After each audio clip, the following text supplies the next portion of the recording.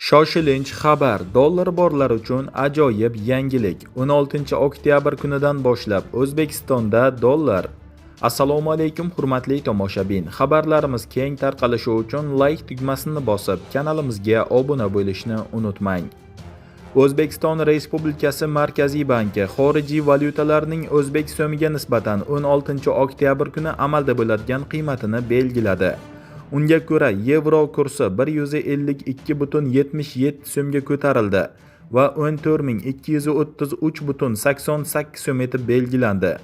Rossiya rubli kursi esa 2,26 so'mga yuqoriladi va 154,84 so'mni tashkil etdi.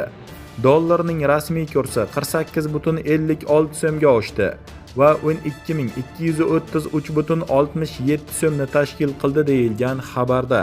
Hurmatli tomoshabin, xabarimiz keng tarqalishi uchun like tugmasini bosib, kanalimizga obuna bo'lishni unutmang.